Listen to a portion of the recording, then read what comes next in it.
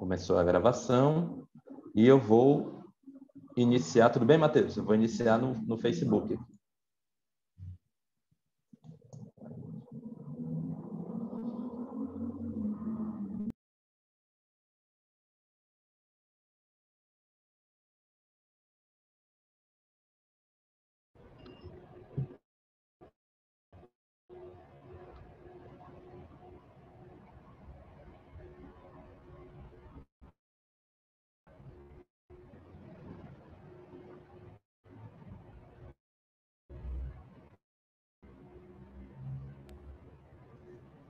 Só um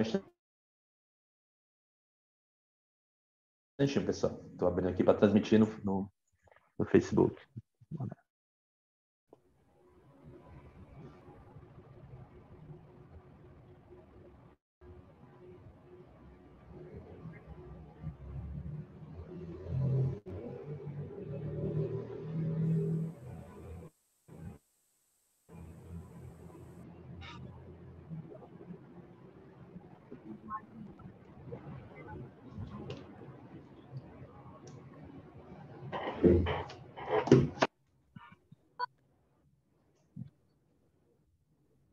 Só um instantinho, eu vou resolver aqui um problema técnico em relação à transmissão do Facebook. Um minutinho a gente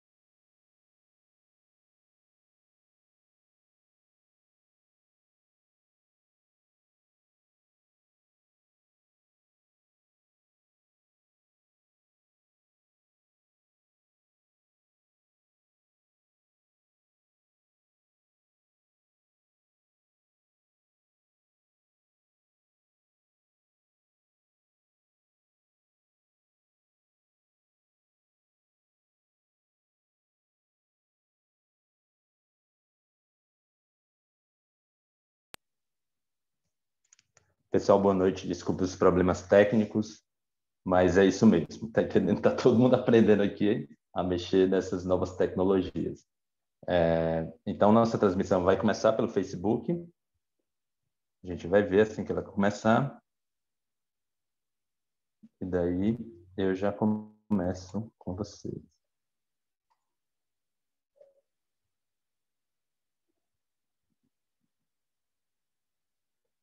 Então, eu queria agora agradecer a todo mundo que está presente nesse terceiro dia.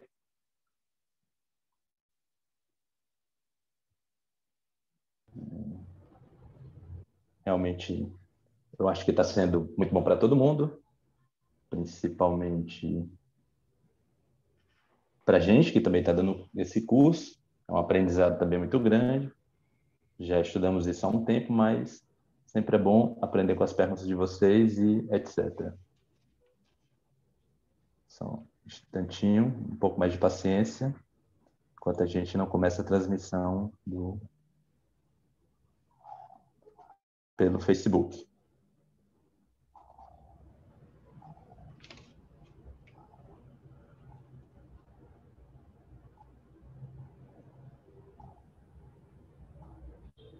Um instantinho.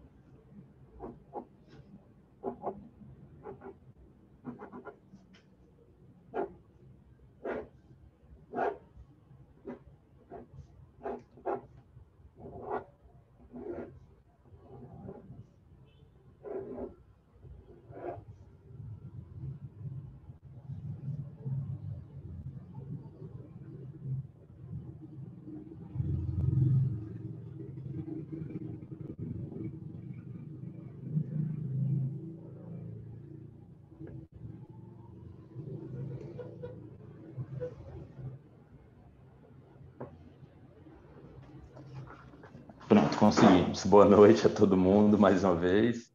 É um prazer, o pessoal também que está acompanhando pelo Facebook.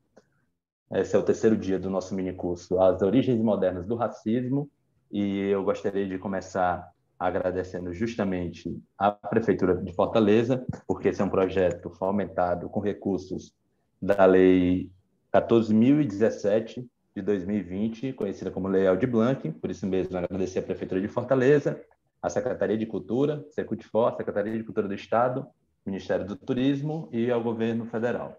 E hoje a gente vai falar de um tema também que é muito interessante. Eu não vou falar muito, porque nós já ultrapassamos um pouco o tempo de espera, que é sobre racismo ambiental com o professor Matheus Uchoa, que é professor aqui no Ceará, professor da UVA, da Universidade do Vale do Acaraú, e hoje ele vai falar justamente desse tema. Então, Matheus, sem mais delongas, a palavra é sua.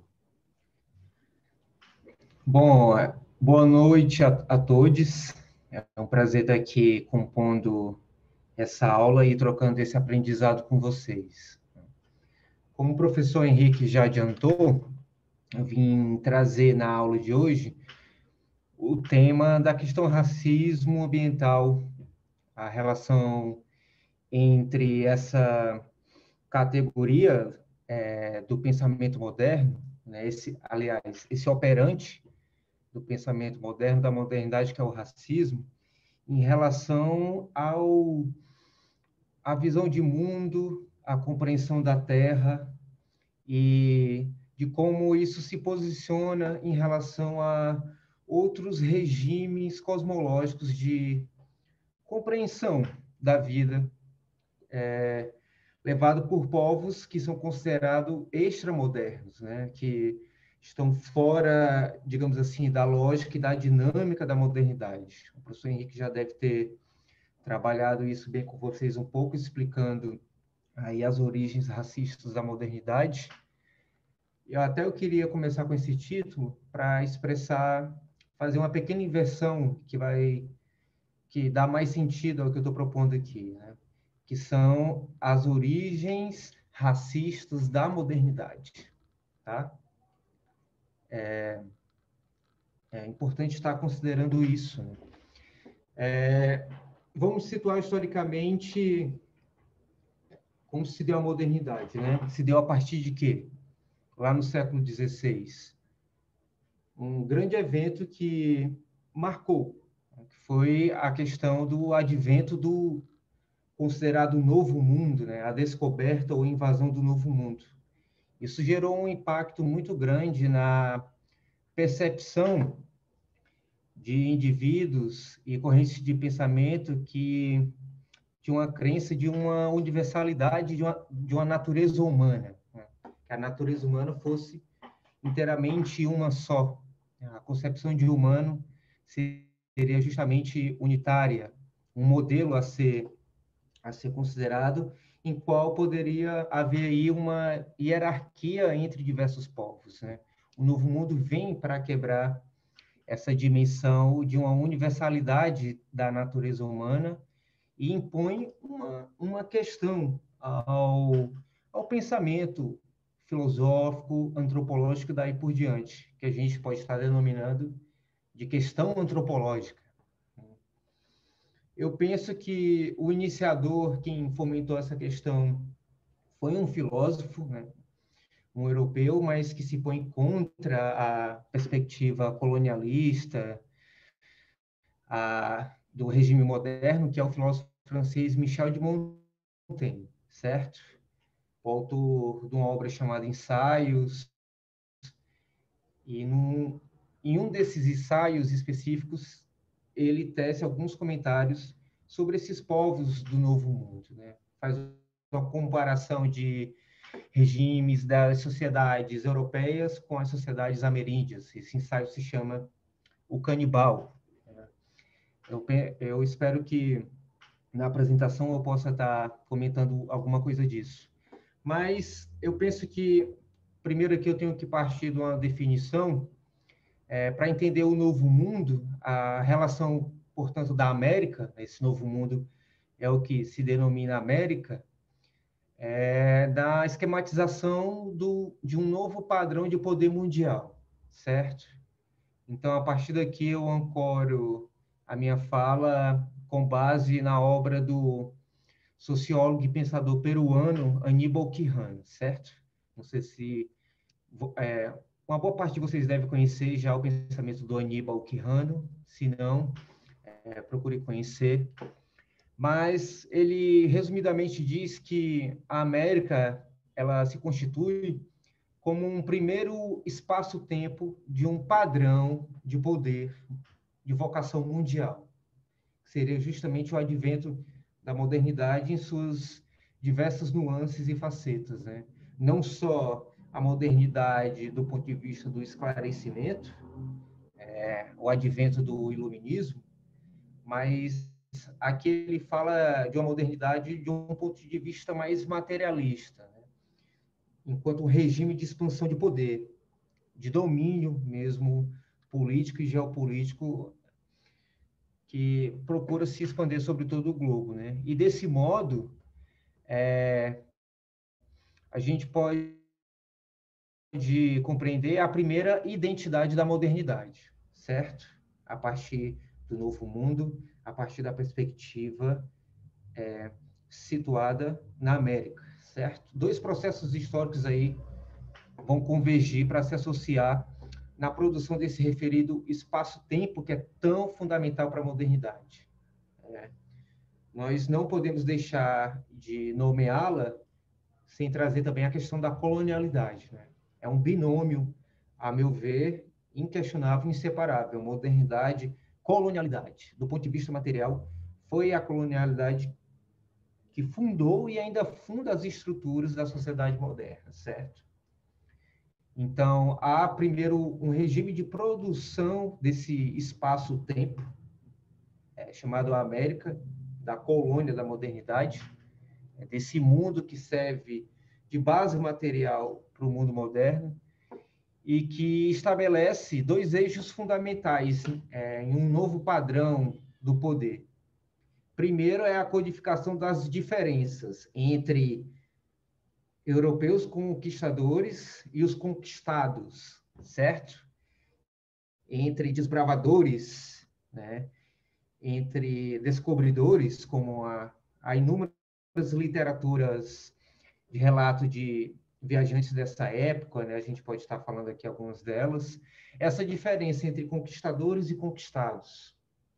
Eu acho que um primeiro referencial nesse espaço-tempo chamado América ou Abya Yala, resgatando o termo, né? Aqui eu estou falando da América enquanto um padrão, um conceito, uma visão sobre esta terra, sobre essa porção do globo, do ponto de vista dos conquistadores, do ponto de vista dos vencedores, né?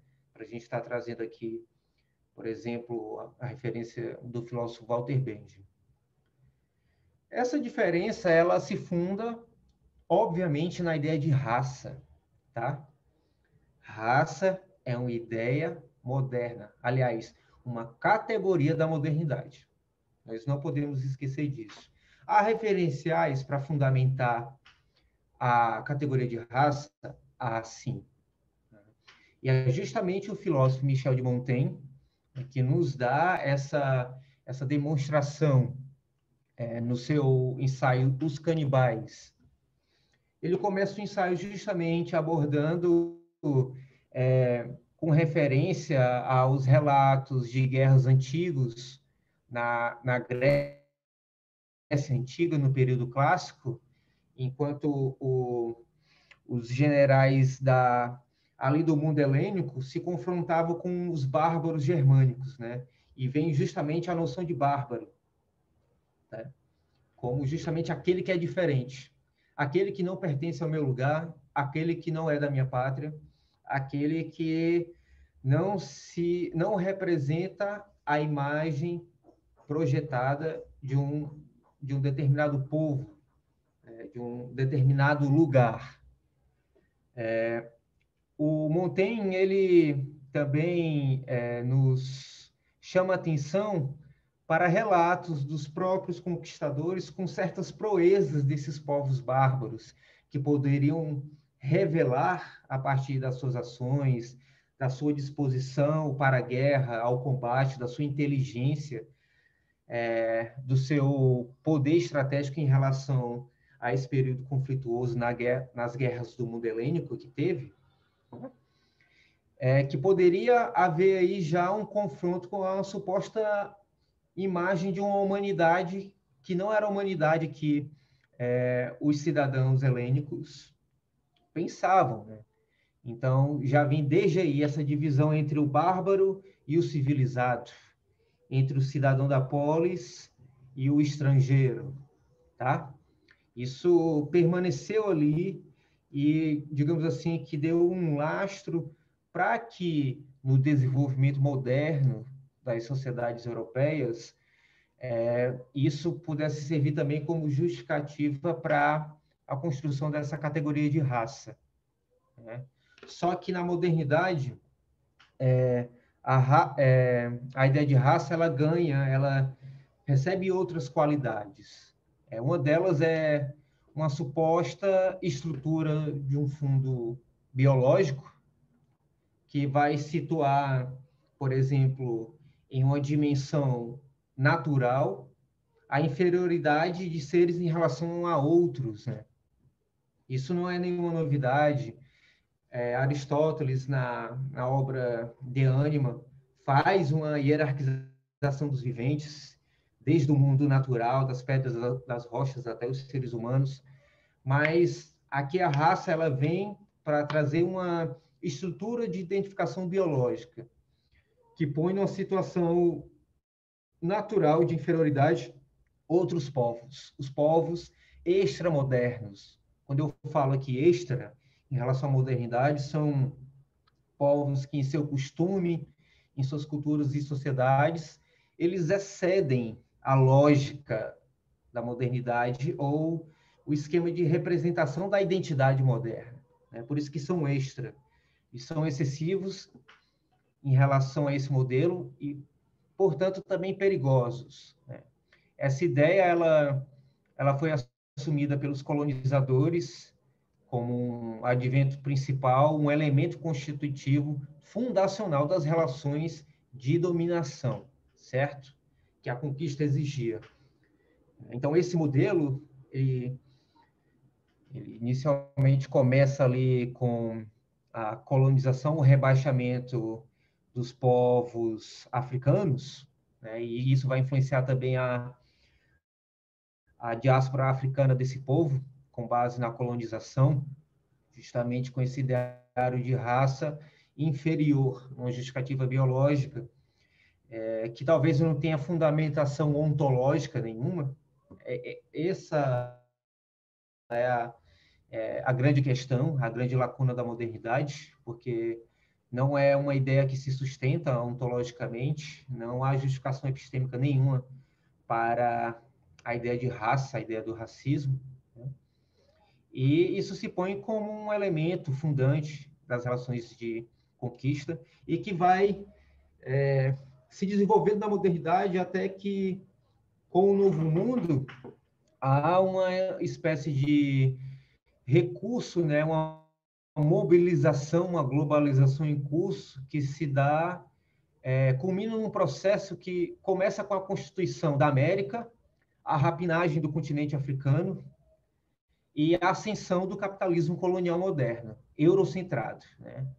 Todas essas dimensões influenciam justamente ali esse novo padrão de poder mundial que o sociólogo peruano Aníbal Quijano vai falar, certo?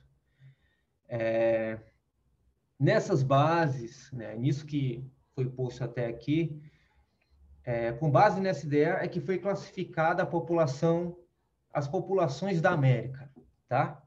E mais tarde do mundo inteiro, nesse novo padrão de poder, iluminista, colonialista e colonial, tá? Então, a articulação dessas formas históricas não são formas biológicas, não são categorias naturais, tá? Eu acho que explicitar as origens modernas do racismo é para explicar justamente que isso são categorias históricas, então não são categorias ontológicas, não constituem identidade e por isso devem-se ser desconstruídas, superadas, certo? E a gente questionar esse novo padrão de poder, né? Então, a articulação dessas formas históricas de controle dos povos se expande, obviamente, pelo quê? Pelos seus territórios, tá? O racismo, ele não é só apenas um regime de identidade, ele é um regime de controle da terra também, certo? Porque ele é justamente essa identidade de um espaço-tempo que a modernidade quer colocar para si, tá? Então, há o controle dos povos, há um controle da terra. Então, proponho aqui que a gente possa alargar esse racismo para uma perspectiva ambiental. É isso que eu queria chegar nesse ponto, tá certo?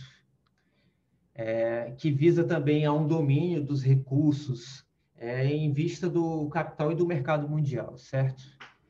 Então, a ideia da raça, num sentido moderno, ela não tem uma história conhecida antes da América, tá? Do território, não tem, né? Talvez se tenha, como eu falei anteriormente, né, algumas referências em relação a essa divisão entre bárbaro e civilizado, mas o que importa é que desde muito cedo foram construídas essas referências com base em estruturas biológicas que vão diferenciar esse grupo, certo?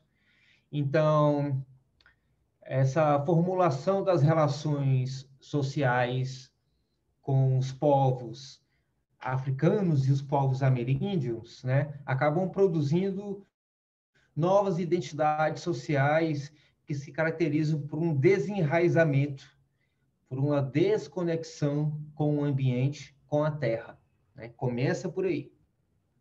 certo? Essas novas identidades, elas vão assumir uma generalidade que não condiz com a riqueza e a potência das inter-relações entre povos humanos, a Terra e outros povos, né? Os povos não humanos e mais que humanos. Obviamente, a visão cosmológica, por exemplo, dos povos ameríndios, dos povos africanos, tem uma ideia de humano muito mais rica, muito mais diversa do que o europeu colocou como natureza humana, né? Há um jogo ali muito mais rico entre entidades, né? Entre humanos e não humanos, entre o mundo natural, a relação com as plantas, com os recursos naturais. Tudo isso é suprimido, silenciado em torno dessas novas identidades sociais, que são quais as principais, né? Índios, negros e mestiços. Essa é a forma que a modernidade pensou construir em relação à modernidade, certo? Índios, negros e mestiços, né? Assim, e mais tarde também isso serviu para uma autodenominação dos povos colonizadores como o europeu, né? Ou seja, o diferente desse outro que talvez estivesse numa condição ainda primitiva, uma visão primitiva da, das relações humanas, né? E o europeu sendo a figura mais desenvolvida, digamos assim, né? Indicavam. Então, essas categorias, elas indicam também procedências e marcações geográficas, territoriais, certo? Essas novas identidades, elas têm essa conotação racial territorial. Na medida que essas relações se configuram, né, a partir do pressuposto da dominação, né, da escravidão, da despossessão da terra, nós não podemos deixar de pensar a modernidade como um regime de despossessão da terra, né, de apartar os conjuntos de seres dos seus lugares, associando justamente a novas hierarquias, a lugares, a papéis sociais que não foram construídos, digamos assim, dentro de uma dualidade que é muito importante para o pensamento moderno, que é a oposição entre natureza e cultura, certo?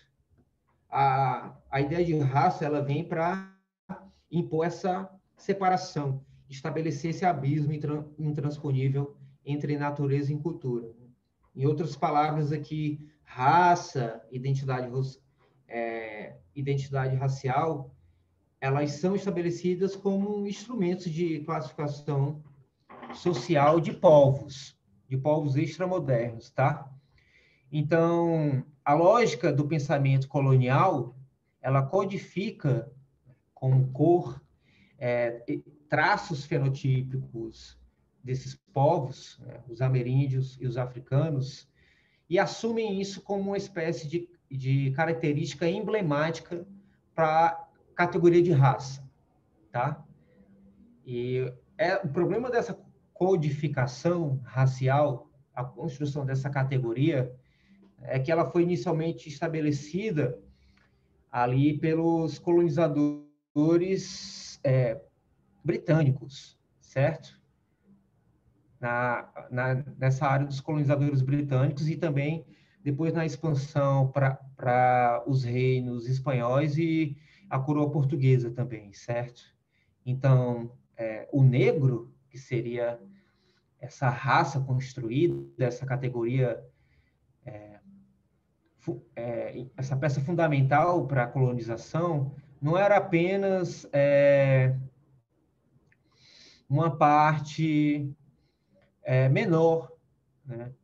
Mas também uma parte importante da economia moderna, porque é justamente dessa raça, né, dessa construção dessa classe que se dependia o trabalho, a acumulação de riqueza dessas nações, tá?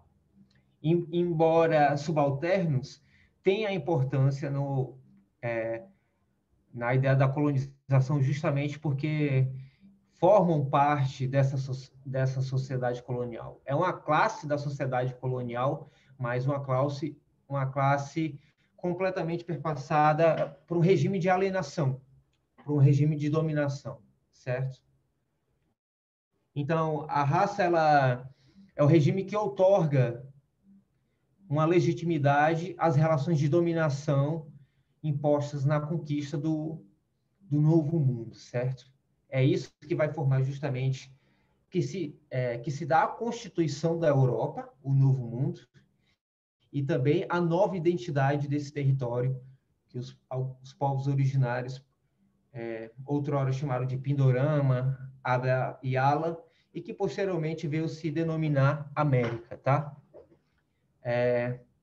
Com isso, a gente pode estar fazendo uma referência também em relação que esse racismo ele se põe como também um racismo ambiental, porque ele faz referência às formas desiguais pelas quais essas etnias vulnerabilizadas são impostas a externalidades negativas, né? As condições de vida muito negativas. A escravidão é uma primeira consequência desse racismo ambiental, né? A destruição de paisagens ambientais e também a fenômenos ambientais nocivos. Isso é importante. Exposição a doenças, a epidemias, né? Uma coisa muito atual hoje no nosso contexto, né? É importante dizer que essas vulnerabilidades ambientais, né, esses riscos ambientais que a colonialidade trouxe, né, há um vasto relato, por exemplo, de epidemias de varíola que dizimaram inúmeras nações indígenas do Brasil, inclusive o vírus foi utilizado como arma biológica na conquista desse território. Então, não dá para falar da perspectiva da colonialidade, a efetivação do regime moderno aqui, né, na América, sem falar também desse processo de degradação ambiental. Em termos mais atuais, é o que se vem discutindo hoje aí por antropoceno, né? O antropoceno, essa nova época geológica da Terra, em que a ação humana ela se impõe como um rastro de destruição e de alteração dos sistemas biológicos da Terra.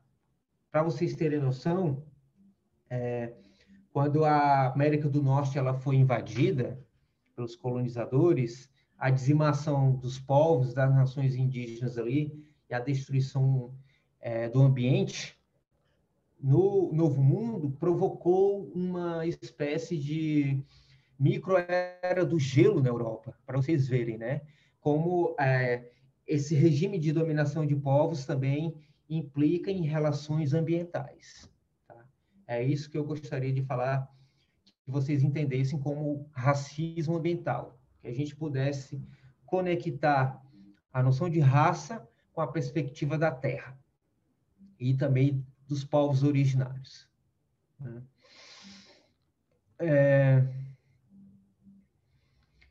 O racismo ambiental ele é um termo bem atual. Ele foi cunhado por um pensador negro norte-americano, que o nome dele é Benjamin Franklin Chaves Jr., né? em que nas populações negras da América do Norte havia um reclame, uma demanda para a aplicação de regulamentos e leis direcionadas às comunidades negras que eram postas, instaladas, né, no período ali da Revolução Industrial, perto de instalações insalubres, expostas a resíduos tóxicos, constantemente expostas a presenças de venenos, a diversos poluentes que trazem um enorme risco à vida, né, e às comunidades. E isso gerando uma exclusão de pessoas negras, por exemplo, na liderança de movimentos ecológicos, tá? Eu acho que o racismo ambiental exclui até o negro do papel de movimentação dessas políticas ecológicas que se fazem tão presentes, tá? Desde o período da colonização até o atual. Então, o racismo ambiental ele se refere a essa política, prática, diretiva que afeta, né? E que também produz desvantagens a indivíduos, a grupos ou comunidades identificadas com base na raça ou na cor, tá? Concomitante a isso, também o racismo ambiental ele vai se referir às relações ecológicas de desfavorecimento entre o Novo Mundo e a Europa, tá? O que a gente pode também estar pensando entre o Norte e o Sul, tá? Então, isso, né, como consequência do colonialismo, atualmente do neoliberalismo também. Então, a modernidade ela é um regime de mundo. Ela impõe um mundo sobre já diversos mundos existentes. Eu acho que essa é uma tese que eu gostaria de enfatizar e trazer aqui, né? É um regime, a colonização, a colonialidade, com base no operador categorial do racismo ambiental, ele é um regime de dominação cosmológica, né? O de emudecimento cosmológico desses outros mundos, né? De degradação e de devastação também. Então, o racismo ambiental ele é um produto da colonização tradicional e é também uma lógica da colonialidade. Há essa diferença, né? O colonialismo ali, enquanto um período histórico situado no século XVI, para a conquista do Novo Mundo e expansão da Europa, mas a colonialidade é a lógica que se perpetua de diversas maneiras e que, de certa forma, se progrediu ao longo da história, ao ponto que a colonialidade ela não é só uma colonialidade do poder, mas também ela é uma colonialidade do ser. E o racismo expõe isso, né? Essa colonialidade do ser e também uma espécie de regime de colonialidade com relação ao mundo natural, tá? Modernidade é, sobretudo, um regime de devastação. As atuais crises climáticas são consequências desse processo que se começou lá no século XVI, enquanto a humanidade, em seu desenvolvimento, foi deixando marcas, influenciando, se tornando uma força geológica capaz de alterar os sistemas biofísicos da Terra. Né? Alterar, acelerar. A situação é tão estranha, né? Afeta tanto, pelo menos a mim, de como nós podemos nos tornar uma força geológica capaz de deixar marcas que vão durar centenas de anos, milênios, né? Por aí. E como se faz urgente pensar justamente uma contra-colonização, a gente poder se contrapor também ao racismo ambiental, porque ele tem continuidade na contemporaneidade, por meio do que a gente pode chamar de neocolonialismo, uma forma de controle colonial que é exercida por outros meios, e não mais necessariamente em constituição de colônias, em disposição de massas humanas, como os povos africanos, para uma dominação territorial. Aqui eu quero dar um exemplo, por exemplo, o garimpo em terras indígenas, né?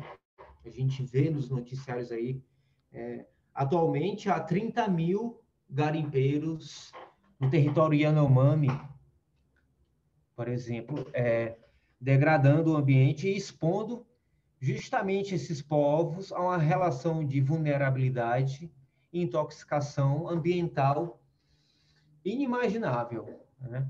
Então, a chegada de grandes empreendimentos, por exemplo, no Médio Tapajós, Belo Monte, né, que trouxe um impacto negativo muito forte à etnia Munduruku, são exemplos de neocolonialismos, né? A expansão agropecuária. Aqui eu quero trazer o que Grada Quilomba vai falar justamente da plantation, né? A plantation, enquanto esse regime, obviamente ela faz uma alusão à ideia das grandes plantações coloniais, os ciclos aí das monoculturas, mas também como uma espécie de lógica, a lógica da plantation, né? De dominação dos territórios a partir de uma ideia monoespecífica. Né?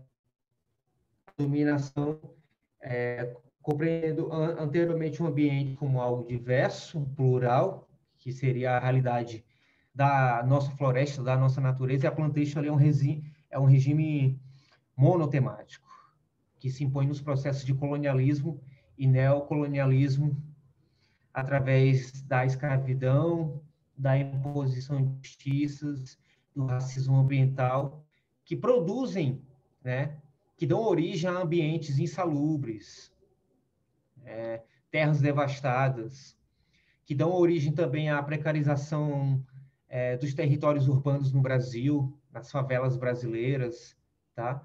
Então, o racismo ambiental ele está atrelado à injustiça ambiental. Ele é um mecanismo em que há uma exclusão do mundo para outras populações. O racismo ambiental, em suma, quer dizer o quê? Não há mais mundo para todos. Não há mundo mais para todo mundo. Atualmente, o capitalismo quer dizer isso, né?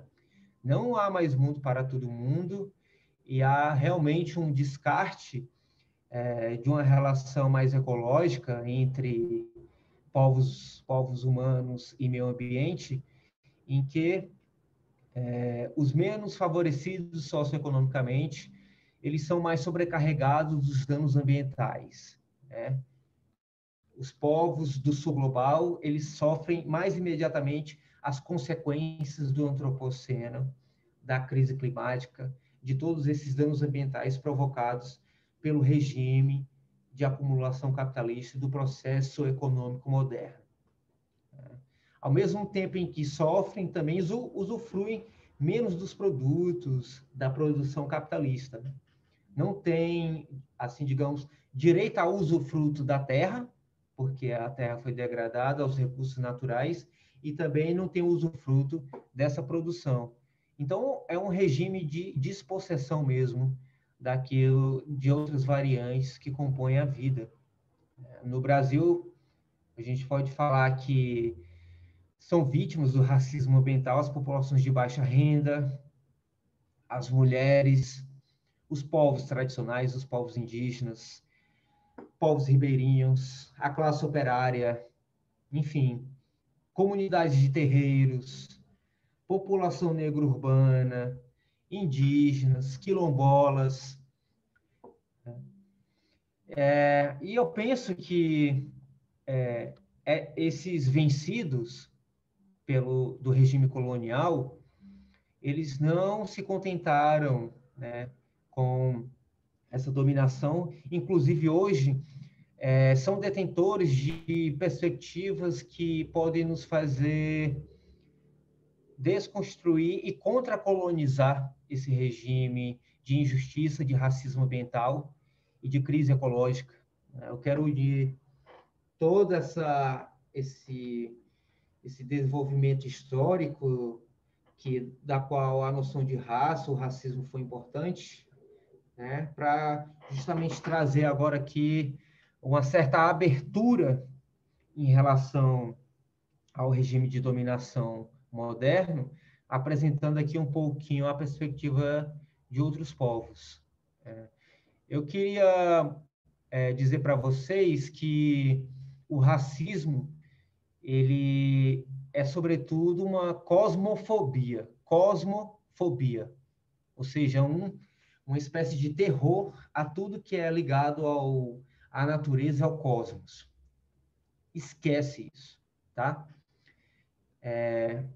Eu não sou o autor desse conceito, dessa categoria cosmofobia, é um pensador quilombola, com o qual eu venho dialogando atualmente, que é Antônio Bispo dos Santos, ou mais conhecido como Nego Bispo, que é um quilombola, um pensador quilombola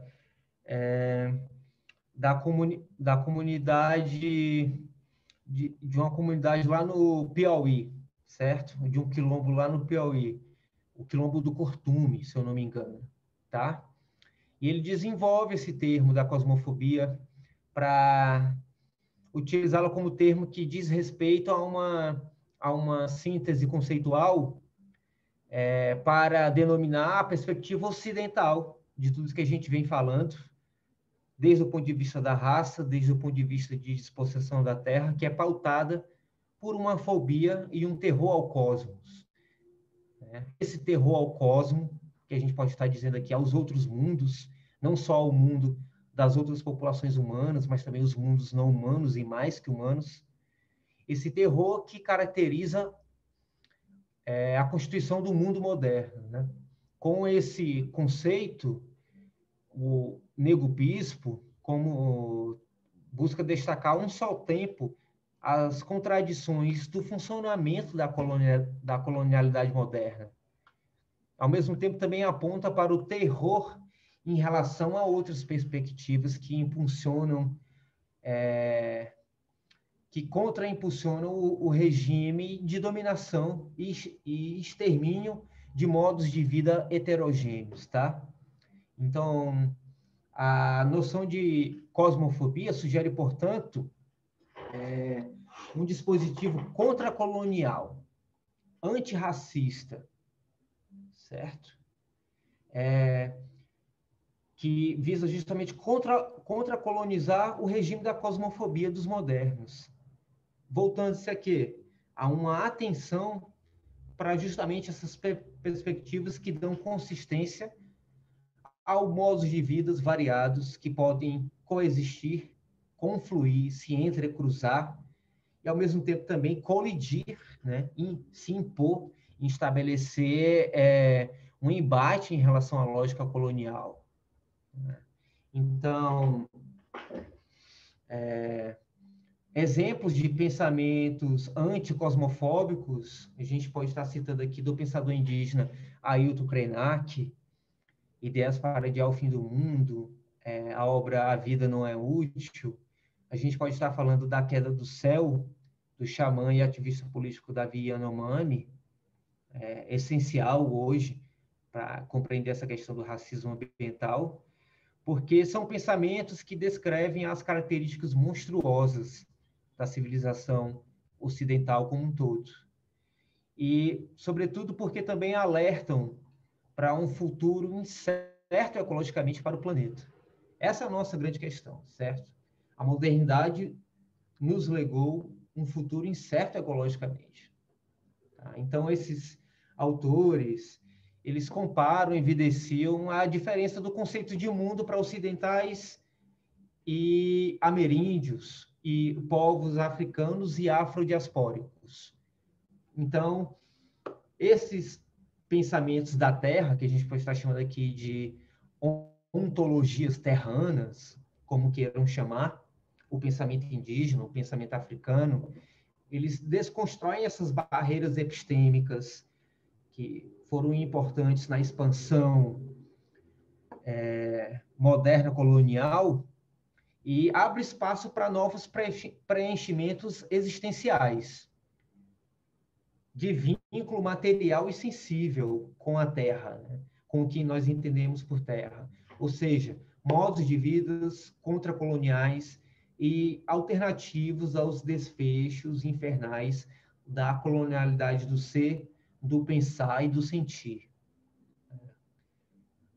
Por isso que eu acho tão importante conectar o pensamento indígena, o pensamento africano, a geopolítica da Terra, da América, e acho essencial aqui também o que o pensador Aníbal Quijano deixou como obra, né? Dialoga demais com essas perspectivas extramodernas, né? A modernidade racista, ela desenvolveu um conceito de mundo bastante restrito. Descreveu como essencialmente humano, né? Isto é, separando a humanidade do restante dos seres vivos. Porém, a visão dos povos extramodernos... Mas infelizmente está muita doença, tá? Alguém... saber de gato? Dá pena, né? Eu estou só mostrando. Alguém invadiu a transmissão. Tu viu a Paula, 2 vezes ela já ficou doente por causa do gato. E é o gato dela. Só que o gato você não controla, ele vai pra rua. Ela tem 2 vezes aquela que dá ferida na pele. Ela ficou uma vez que até por aqui. E agora começou a descobrir que ela tinha.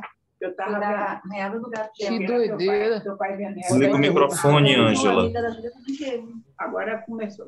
Ângela, seu microfone está ligado. Esse hospital funciona ainda? E a Paula teve cama hoje também. Demorou, tá bom pra caramba. O microfone está aberto.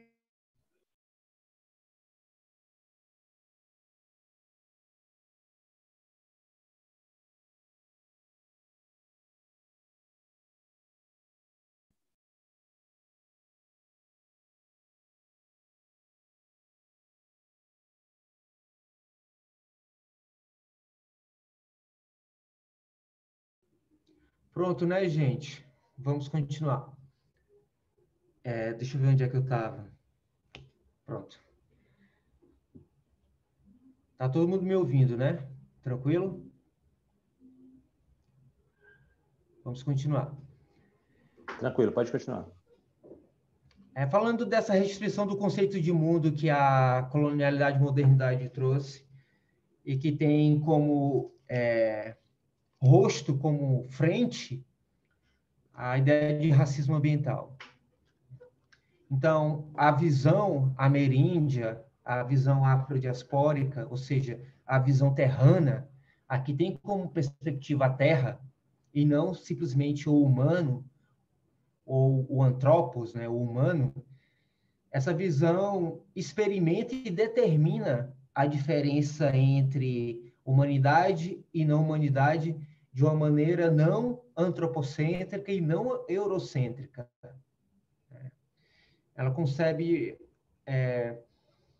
uma generalização, uma variedade em que tudo pode ser humano, tudo pode ser humano, tudo pode ser gente de outro mundo, tudo pode ser gente de outra natureza e de outras naturezas. E vai considerar justamente a forma humana como sendo geral a tudo. Essa é a ideia do perspectivismo indígena, né? Da ideia em que a ideia de humanidade ela não pertence só a nós, né? Aos humanos, os antropos, mas ela é intercambiável entre espécies, ao ponto de se considerar como sujeito forças ambientais, como rios, cadeias de montanhas, territórios de florestas. Ou seja, há uma ética de fundo em relação a desses pensamentos contracoloniais que consideram a natureza como um sujeito de direito também, passivo de direito e de respeito. Então, vejam que a relação de uma cosmopolítica, de uma política de articulação entre o que se pode denominar determinados povos e a terras aí, de uma diplomacia muito mais rica, certo? É uma diplomacia muito mais diversificada, em que propõe aí as ontologias amazônicas que a gente está falando. Eu sou um pesquisador do pensamento ameríndio, das ontologias amazônicas. Então, daí que tem a importância de trazer esses pensamentos novamente para, digamos assim, dentro desse desafio que a máquina de destruição colonial vem impondo a nós, certo? Se falam do despertar climático do antropoceno, né, da besta climática. Então, se a besta climática acordou, é justamente um sentido de humanidade que está caindo, certo? Essa queda, como o xamã Davi Copenau fala, né, da queda do céu. É uma humanidade que está caindo. É a modernidade colonial que está entrando em colapso, né? Já entrou há muito tempo.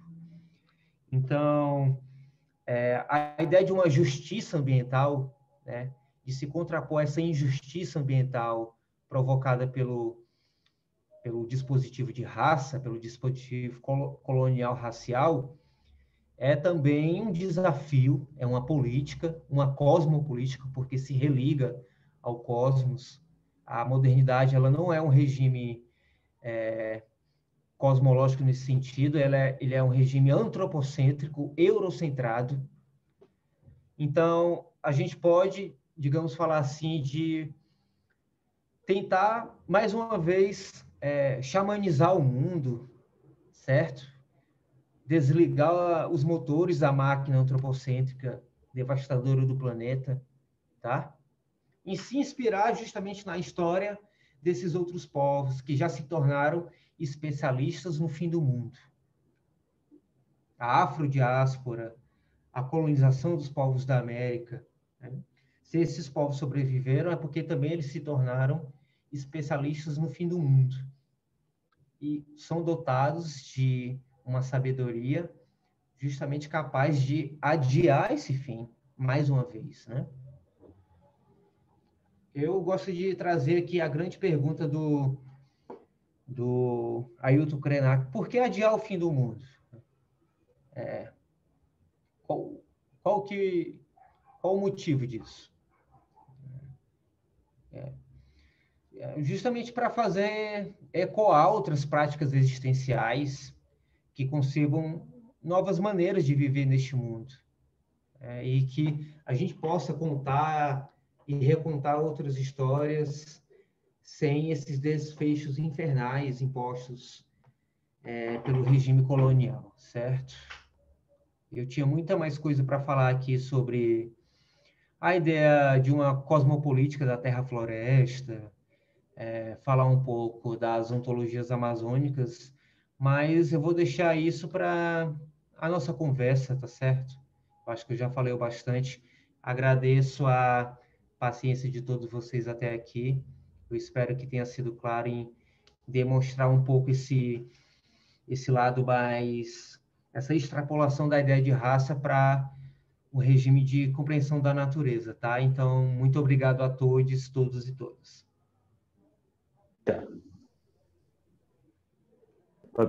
Boa noite a todo mundo. Eu estou tentando ligar minha imagem, mas eu não estou conseguindo. Mas, enfim, o Matheus se empolgou um pouco, mas é isso mesmo, muito assunto, né, Matheus? Muito empolgante. Então, pessoal, eu queria, na verdade, fazer aqui a do pai castrador e dizer que, infelizmente, nós não vamos ter tempo para perguntas, porque nós já extrapolamos um pouco o tempo, apesar da gente ter alguns probleminhas técnicos no começo. No entanto, ainda nós temos que encerrar no horário, porque, enfim, tem várias coisas que nós temos que fazer para encerrar no horário. Então, Henrique, as perguntas que vocês tiverem, só um instante, Matheus, as perguntas que vocês tiverem, por favor, vão no chat, façam no chat, que eu vou repassar direto ao Matheus. Então, Matheus, você quer fazer alguma consideração final? Não, se eu falei muito, desculpa, é porque eu contei o tempo começando às 19h10, que foi a hora que a gente começou de fato aqui, aí eu coloquei isso, mas desculpa eu ter me excedido, é porque eu me empolgo demais nesse assunto, eu implico minha vida nisso, e toda oportunidade que eu tenho de dialogar, de construir uma comunidade de sentido entre pessoas interessadas, eu me empolgo, mas eu só queria fazer essa consideração final em que abordar para a importância da interseccionalidade das lutas, certo? Em que a luta antirracista ela tem que ser conectada à luta ambiental, porque o objeto a que ela se contrapõe, ao regime de dominação que ela se impõe, que é o racismo, ele é também um regime de dominação do mundo, da natureza, tá? A gente não vai suplantar o racismo sem uma perspectiva ecológica também, de pensar novas soberanias, novos modos soberanos de estar na Terra. a partir da perspectiva de povos que são da terra, né? E que falam para esta terra e desta terra. Não estão preocupados em erigir outro mundo, mas estão preocupados em justamente manter, em sustentar, né? E impedir a queda do céu e adiar o fim do mundo. É isso.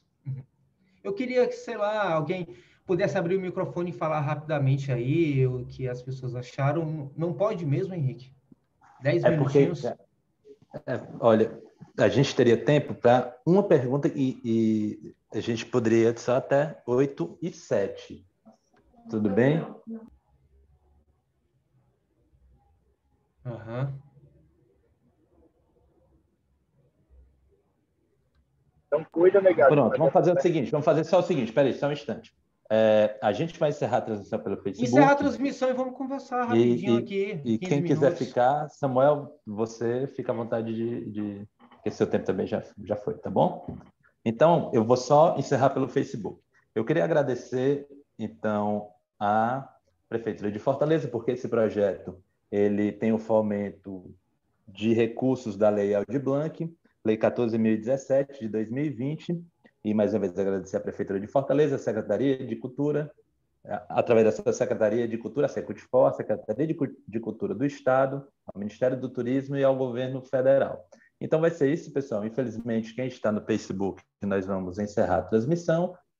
Espero que todos tenham gostado. E agora nós vamos ficar com o pessoal na sala. Então vocês façam as perguntas para o Matheus